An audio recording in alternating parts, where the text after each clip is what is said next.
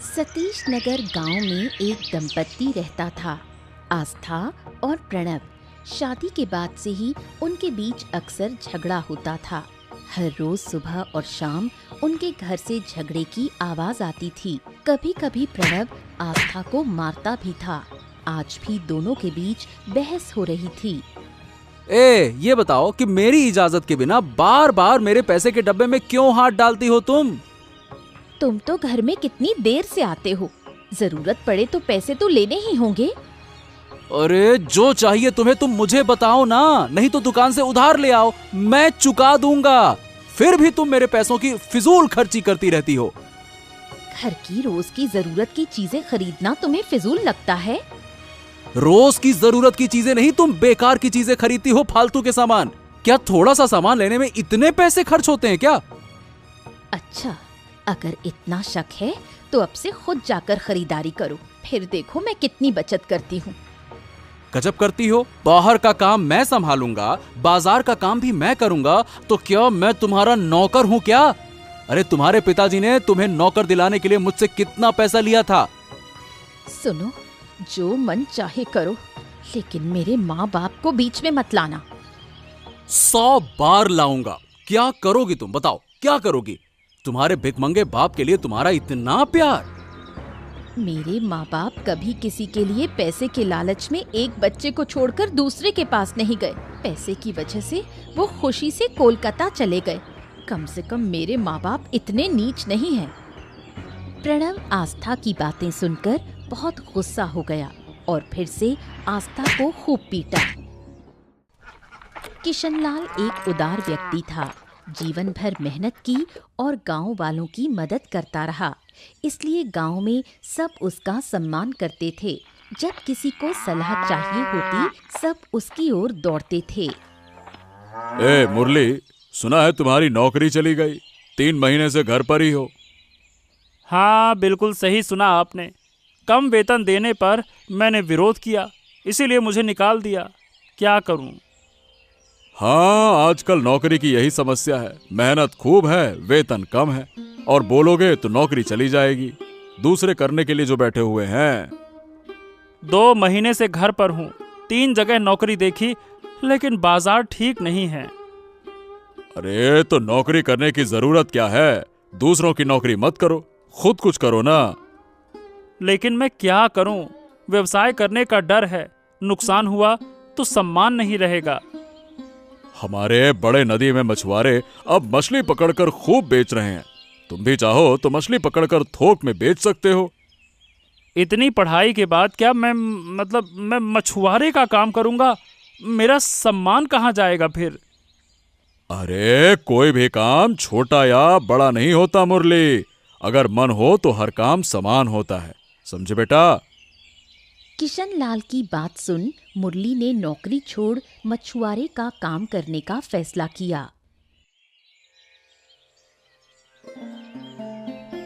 प्रणव और आस्था की इकलौती बेटी बिंदु रोज माँ बाप की लड़ाई देख देख कर तंग आ गई थी।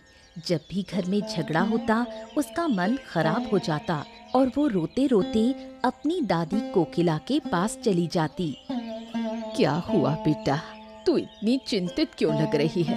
तुम्हारे चेहरे से लगता है तुम रो कर आई हो। फिर से घर में कुछ हुआ? घर में तो रोज कुछ न कुछ होता रहता है। माँ बाप साथ में अच्छे से नहीं रह पाते। जब भी पापा घर आते हैं, झगड़ा शुरू हो जाता है। उन्हें कब समझ आएगा कौन जाने। बहुत बार समझाया है कि बेटी बड़ी हो रही है, अब रोज रोज झगड़ा बंद करो, लेकिन कौन सुनता है। झगड़ा तो सह जाती हूँ, लेकिन आज पापा ने माँ को मारा और आंख मुंह फाड़ दिया। तुम्हारी माँ की भी कुछ गलती है, एकदम चुप नहीं रह सकती, हमेशा बहस करती रहती है, इसी वजह से झगड़े होते हैं। मैं उस घर में नहीं जाना चाहती दादी, मुझे आप लोगों के साथ रहना है। मैं आपके साथ रहना चाहती हूँ। छोटी बिंदु की बात सुन कोकिला का दिल पसीज गया। वो उसे सांत्वना देकर घर के अंदर ले गई। रात को कोकिला का पति पीतांबर घर लौटा। 60 साल के पीताम्बर अब भी परिवार चलाने के लिए रास्तों में भेल पूरी बेचते थे। घर आकर उन्होंने अपनी प्यारी पोती बिंदु को सोता हुआ देखा और आश्चर्यचकित हुए। बिंदु बेटा, यहाँ क्या कर रही हो? सुबह से आई है, जिद करती है कि हमारे साथ रहेगी, अपने माँ बाप के पास नहीं जाना चाहती। हाँ हाँ हाँ, ये तो स्वाभाविक है। हर रोज अपने माँ बाप को झगड़ते देखती होगी, तो कौन चाहेगा कि घर में रहे। मैं कह रही हूँ कुछ दिन हमारे यहाँ यहीं रह, हमारे पास रहने से थोड़ा प्यार मिलेगा, मन अच्छा रहेगा।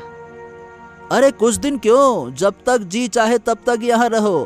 प्रणव और आस्था के रोज के झगड़े देखकर मानसिक कष्ट से तो बेहतर है कि हमारे पास बड़ी हो। हमने बड़ी गलती की कि प्रणव जैसे लड़के से अपनी बेटी की शादी कराई। बदमिजाज, असभ्य, सोचा था बच्चे के बाद ठीक हो जाएगा, पर 15 साल बीत गए, वही कहानी। हाँ, दोष मेरा है। अगर शादी के समय उसके सारी मांग पूरी कर देता, हाँ, तो शायद मेरी बेटी खुश होती और मेरी पोती भी। प्रणव ने शादी में 2 लाख नकद मांगे थे जो पीताम्बर नहीं दे पाए, इसलिए वो सोचते हैं कि प्रणव बेटी के साथ बुरा व्यवहार करता है। इसी वजह से वो खुद को दोषी मानते हैं। किशन लाल की बात मान मुरली मछली पकड़ने लगा, लेकिन ज्यादा लाभ न होने से वो निराश हो गया। तब किशन लाल ने उसे सांत्वना दी। अरे भाई, इतनी जल्दी हार मान जाओगे मुरली? हैं? देखो, अभी तो कुछ ही दिन हुए हैं ना मछली पकड़ना शुरू किए हुए। अरे भाई, थोड़ा समय दो, धीरे धीरे व्यापार बढ़ेगा, पैसा आएगा, सब कुछ धीरे धीरे होता है, ठीक है? मेरे पास थोड़ा सा पैसा था, सब मछली के उपकरण और खर्च में लग गया। अब हाथ बिल्कुल खाली है। अरे भाई, तुम इस काम में नए हो, इसीलिए दिक्कत हो रही है। इस पेशे को समझना पड़ेगा। सुनो, एक काम करो, अन्य मछुआरों से दोस्ती करो। कई से बात की, लेकिन उनमें भी बहुत से नए हैं। मुरली किशनलाल की सलाह मान नदी के बीच गया और कुछ अनुभवी मछुआरों से बात की। उसने जाना कि वो मछली के लिए एक हानिकारक दवा मिलाते हैं, जिससे मछली बड़ी और ताज़ा दिखती है, इसलिए उसकी मांग ज्यादा होती है। मुरली ने भी धीरे धीरे ये तरीका अपनाया और कुछ महीनों में मछली की मांग बढ़ गई। फिर दवा मिलाकर मछली बेचने लगा। पीताम्बर जैसे रोज अपने ठेले पर भेलपूरी बेच रहा था, उसी वक्त तेज गति से आ रही एक बस से टकरा गया और गंभीर रूप से घायल हो गया। कुछ लोग उसे अस्पताल ले गए। कोकिला को खबर मिली तो वो बिंदु के साथ अस्पताल पहुंची। मेरा इतना बड़ा नुकसान कैसे हो गया? अगर दादू को कुछ हुआ तो मैं क्या करूंगी? मैं कहाँ जाऊंगी? तुम मत रो दादी, दादू ठीक हो जाएंगे, तुम हिम्मत रखो। कैसे हिम्मत रखूं? अगर मेरा एक बेटा होता तो ये सब नहीं होता। दादू को इतनी मेहनत नहीं करनी पड़ती। आज बड़ा हादसा हो गया। ऊपर वाला दादू को बिल्कुल ठीक कर देगा, तुम थोड़ा धैर्य रखो। डॉक्टर लोग कोशिश कर रहे हैं। अगर उन्हें कुछ हुआ तो मैं बेबस होकर भटकती रहूंगी, मेरा कोई नहीं रहेगा। ऐसा मत कहो दादी, मैं तो हूँ, सब ठीक हो जाएगा। कोकिला जोर जोर से रो रही थी और बिंदु उसे समझा रही थी। प्रणव काम पर जाते हुए मुरली को देखता है। मुरली के मछुआरे बनकर सफल होने की कहानी पूरे गांव में फैल चुकी थी।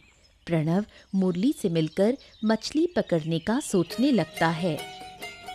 और अब तो तुम बहुत व्यस्त हो गए हो। पूरे गांव में तुम्हारी सफलता के चर्चे हैं। अब नौकरी छोड़कर मैंने मछली पकड़ना शुरू किया था, कृष्णलाल बाबू के कहने पर। और अब लगता है नौकरी ढूंढने से मछुआरे का काम करना ज्यादा फायदे वाला है। क्यों क्यों क्यों, सही कहा ना मैंने? हाँ हाँ हाँ बिल्कुल। अब इतने कम समय में मैंने जो पैसे कमाए वो नौकरी करके साल भर में काम करके भी नहीं मिलते। अब तो मतलब मजे ही मजे। हाँ, मैं भी मुरली के साथ जुड़कर ये काम करूं तो कितना अच्छा होगा। चलो मैं थोड़ी देर में मछली की दुकान पर जाता हूँ, उसके बाद फिर मिलते हैं। ठीक है प्रणव? सुनो मुरली, मैं क्या कह रहा हूँ कि अब यार मतलब मेरी भी नौकरी मुझे अच्छी लगती नहीं है। अगर मैं भी तुम्हारे साथ मछुआरे का काम करूं तो क्या मैं भी सफल हो पाऊंगा? अरे बिल्कुल मेरे भाई, तुम मेरे बचपन के दोस्त हो। साथ मिलकर काम करने से सब आसान होगा। लेकिन ये सारी बातें यहाँ सड़क पर करने का मामला नहीं है। सुनो, तुम मेरे घर आराम से आओ, सब मैं तुम्हें समझाऊंगा, फिर बात करते हैं। हाँ ठीक है, मैं कल शाम को तुम्हारे घर आऊंगा। प्रणव मुरली के साथ मिलकर जल्दी सफलता पाने का सपना देखने लगा, लेकिन उसे मुरली के अवैध काम के बारे में कुछ पता नहीं था।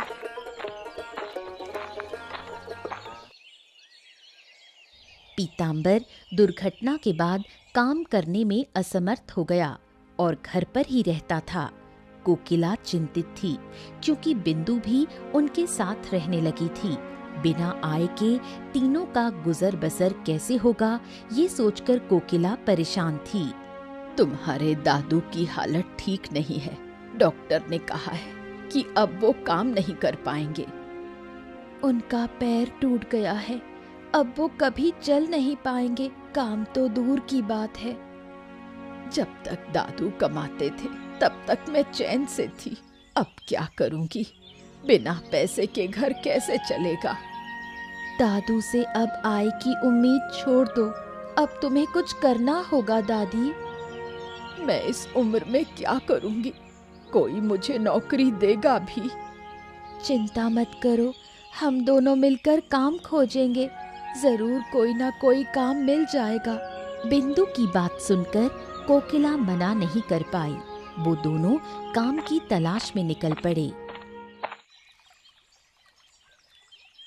प्रणव शाम को मुरली के घर गया मछली पकड़ने के बारे में बात करने।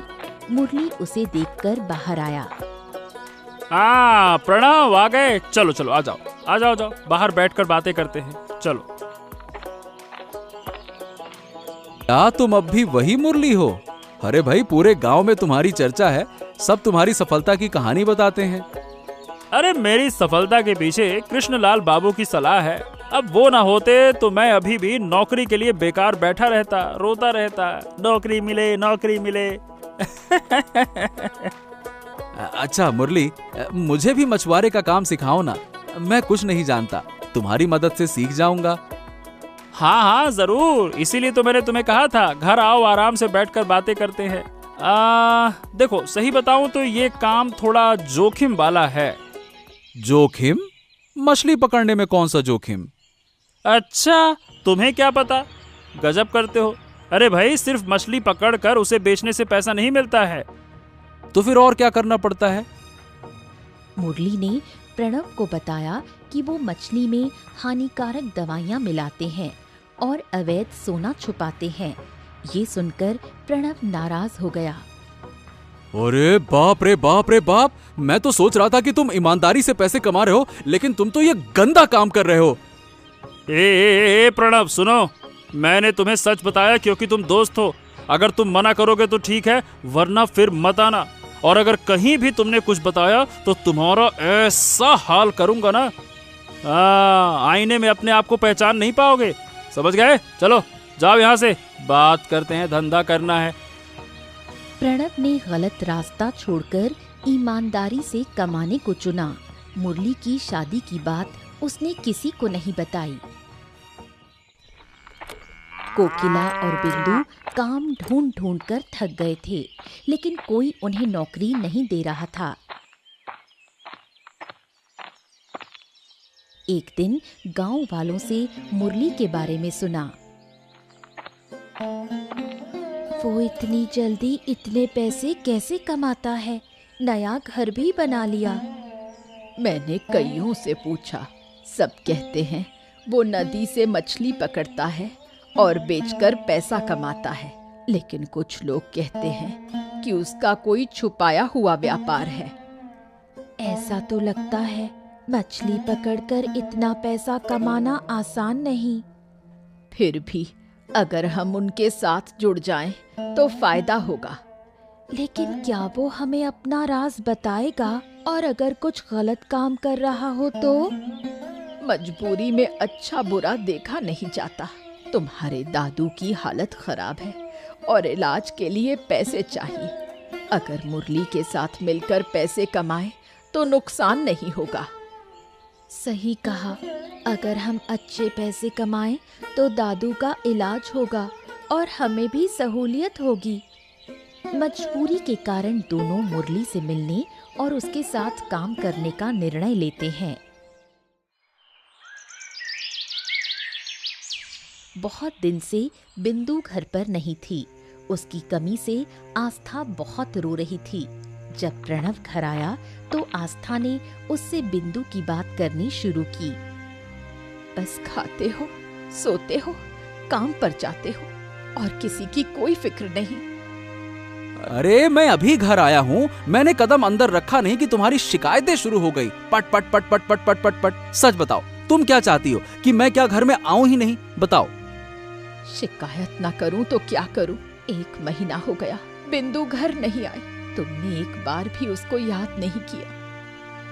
हाँ, मैं उसे नहीं देख पाता क्योंकि मैं काम में व्यस्त रहता हूँ। पूछना चाहता हूँ पर भूल जाता हूँ। बताओ, कहाँ है बिंदु? घर पे क्यों नहीं है? अब तुम्हें होश आया है। जब तुम काम से लड़ाई झगड़ा करोगे तो बेटी की खबर कैसे रखोगे? अरे इतना बुरा बुरा मत बोलो। ये बताओ साफ साफ कि बिंदु कहाँ है? मेरी चिंता और मत बढ़ाओ। कहाँ है बिंदु? बताओ। 1 महीने पहले वो अपनी दादी के घर गई थी, वही है। अभी तक वापस नहीं आई। क्या? अरे इतने दिन वहाँ क्या कर रही है वो? पढ़ाई नहीं है क्या उसकी? जाओ, चलो लेकर आओ उसको, चलो जाओ। मैं क्यों जाऊं? तुम्हारी बेटी है, तुम ही ले आओ। हमेशा बेटी के सामने झगड़ा करते हो, इसीलिए वो नाराज होकर चली गई। अरे भाई, मैं दिन भर काम में रहता हूँ, तुम उसकी देखभाल नहीं कर सकती हो क्या? और मेरा कल ऑफिस में बहुत सारा काम है, मुझे समय नहीं मिलेगा। तुम कल ही जाकर उसे ला लेना, बस बात खत्म। आस्था बेटी के लिए रोती रही, लेकिन प्रणव के पास समय या इच्छा नहीं थी। वो चुपचाप खाना खाकर सो गया। आस्था खिड़की पर खड़ी होकर उसके दुर्व्यवहार को सोचकर रोती रही। बिंदु होती तो उसे सांत्वना देती, पर वो अब नहीं थी। कोकिला और बिंदु मिलकर मुरली से मिले। वो उसके साथ काम करना चाहते थे, लेकिन प्रणव की घटना याद आने पर मुरली उन पर गुस्सा हो गया और बात नहीं करना चाहता है। हाँ, तुम्हारा प्रणव मिला था मुझसे, बोला कि मेरे साथ काम करना चाहता है, नौकरी उसको पसंद नहीं आ रही है। मैंने खुश होकर उसे बुलाया, सब कुछ बताया, और फिर कहता है कि ये सब नहीं करेगा, ईमानदारी से कमाएगा। प्रणव बच्चा है, समझता नहीं, पर मुझ पर भरोसा कर सकते हो। वाह, मैं अब किसी पर भरोसा नहीं करूंगा। चले जाओ यहाँ से, परेशान मत करो तुम लोग मुझको। जाओ, चलो। काका, मेरे दादाजी की सड़क दुर्घटना में टांग टूट गई है। वो काम नहीं कर पाएंगे। हमें परिवार चलाना होगा। हम उम्मीद लेकर आए हैं तुमसे। हाँ मुरली, हमें बहुत पैसों की जरूरत है, तुम ही मदद कर सकते हो। बिंदु की बातें और कोकिला को रोते देख मुरली को दया आई। वो उन्हें अपने साथ रखने को राजी हो गया। मुरली मछली पकड़ने के बहाने अपने सारे गलत काम बिंदु और कोकिला को बताने लगा। आश्चर्य की बात तो ये है कि वो पैसों के लालच में ये काम करने को तैयार हो गए। आस्था अपनी बेटी बिंदु को वापस लेने उसके पिता के घर आई, लेकिन वहाँ केवल पीतांबर था। उसे बीमार देखकर आस्था डर गई। पिताजी, क्या हुआ? आपकी हालत ऐसी कैसे हो गई? कुछ नहीं, मैं ठीक हूँ, बस थोड़ी सी चोट लगी है। झूठ मत बोलो, तुम्हारे हाथ पांव पर चोट साफ दिख रही है। ये कैसे हुआ? एक दिन मैं भेलपुरी बेच रहा था एक बस मुझसे टकरा गई करीबन 1 महीने पहले। तब से ऐसी हालत है। बस हाँ, ये समझ लो कि बच गया, यही बड़ी बात है। इतनी बड़ी बात हो गई, माँ ने बताया तक नहीं। मैं तो आज बिंदु को लेने आई थी, नहीं तो मुझे पता ही नहीं चलता। अब मेरा दाहिना पैर खराब हो गया, अब काम नहीं कर पाऊंगा। और जब से ये बात माँ ने सुनी है, वो पागलों की तरह नौकरी ढूंढ रही है। और बिंदु, वो कहाँ है? 1 महीने से नहीं आई। अब तुम तो जानती हो कि वो अपनी दादी को कितना प्यार करती है, इसीलिए कोकिला जहाँ जाती है बिंदु उसके साथ रहती है। और ये बताओ कि तुम लोग रोज रोज झगड़ा क्यों करते हो? तुम्हारे झगड़े से नाराज होकर बिंदु यहाँ आ गई है। आस्था ने पीतांबर से बहुत देर बात की और कोकिला के लौटने का इंतजार किया, लेकिन शाम हो गई, वो नहीं आई। अंत में आस्था बिना बिंदु को लिए घर वापस चली गई। कई दिन बीत गए। पीतांबर घर पर बैठकर बोर हो गया। दूसरी ओर कोकिला और बिंदु मुरली के साथ मिलकर कई गलत काम करते रहे। मुरली के कहने पर वो मछली के पेट में सोने के टुकड़े छुपाकर जहाज में भेजते और बाजार में जहरीली दवाइयाँ मिलाते, जिससे गांव के कई लोग बीमार होने लगे और मरने लगे। 3 दिन पहले जो जहाज रवाना हुआ था, आज वो शहर पहुंचा। हमारे काम को बहुत पसंद किया। ऐसे चलेंगे तो व्यापार खूब बढ़ेगा। जहाज पहुंच गया, अब पैसे दो। तुमने कहा था जहाज पहुंचते ही पैसे दोगे। बहुत अच्छा, बहुत अच्छा। तुमने बहुत अच्छा काम किया, तुम्हें इनाम मिलना चाहिए। और मुरली अपनी बात हमेशा निभाता है। रुको। मुरली ने कोकिला और बिंदु को 30,000 रुपए दिए। इतने पैसे एक साथ मैंने कभी नहीं देखे। दादी, हमारी किस्मत बदल गई। अभी कुछ नहीं बदली है, आगे और भी बदलाव आएंगे। मेरे साथ काम करने से फायदा ही फायदा है। प्रणव 1 नंबर का मूर्ख है जो उसने मेरी बात नहीं समझी। सुना है कई लोग बीमार हो रहे हैं। कुछ दिन मछली में दवा डालना बंद कर देते हैं। सोना तो अच्छा चल रहा है। फालतू की बात मत करो। दवा डालना बंद किया ना तो मछली का स्वाद कम हो जाएगा, कोई नहीं खरीदेगा। दवा डालना जरूरी है, समझी? सही कहा दादी, अच्छा कारोबार चल रहा है, नुकसान क्यों करेंगे? दोनों तरफ से पैसे आए, फायदा होगा। हाँ, और भी ज्यादा पैसा चाहिए मुझे। इस तरह पैसे के लालच में कोकिला, मुरली और बिंदु सारी अच्छाइयाँ भूल गए। वो निर्दोष लोगों की जिंदगी की परवाह किए बिना केवल अपने लाभ की चिंता करते रहे। गांव के कुछ लोगों से प्रणव को पता चलता है कि उसकी सास कोकिला और बेटी बिंदु मुरली के साथ नदी में मछली पकड़ते देखे गए हैं। ये सुनकर प्रणव को समझने में देर नहीं लगी कि उसकी बेटी बिंदु भी गलत कामों में शामिल है।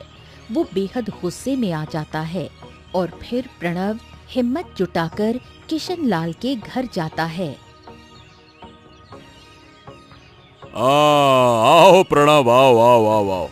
आज तुम्हारा मन हुआ तो मेरे घर आ गए। अब आपसे कुछ जरूरी बात करनी है। इतने दिन मुझे डराकर चुप रखा गया, पर अब मैं चुप नहीं रहूंगा। अरे क्या हो गया? क्या बात करनी है? भाई डरने की कोई बात नहीं है, मुझे बताओ, साफ साफ बताओ क्या बात है, बोलो। कई बार सुना है कि आपने मुरली को जेल का काम करने के लिए कहा था। आपकी वजह से उसकी जिंदगी बदल गई। हैं? मेरी वजह से क्यों? उसकी अपनी मेहनत और कोशिश से उसका जीवन बदला है। मैंने तो बस सलाह दी थी, उस सलाह को उसने माना है, बस। पर मुद्दे की बात यह है कि अब वो छुपकर गलत काम कर रहा है। क्या आप इसके बारे में कुछ जानते हैं? क्या गलत काम? क्या कह रहे हो तुम? समझा नहीं मैं। प्रणव किशनलाल को मुरली के सारे गंदे कामों के बारे में बताता है और जो कुछ हुआ सारे राज खोल कर रख देता है। ये सुनकर किशनलाल चौंक जाता है। इतने दिनों से मैं मुरली के डर से चुप रहा, लेकिन अब मैं नहीं रह सकता, क्योंकि उन्होंने मेरी छोटी बेटी को भी इसी गंदे धंधे में फंसा दिया है। इसीलिए अब मैं चुप नहीं रह सकता। अगर तुम्हारी बात सच है तो मैं खुद मुरली को पुलिस के हवाले करूंगा। प्रणव और किशनलाल मुरली के घर जाते हैं। किशनलाल सवाल पूछने लगता है। मुरली हर सवाल का जवाब इनकार में देता है।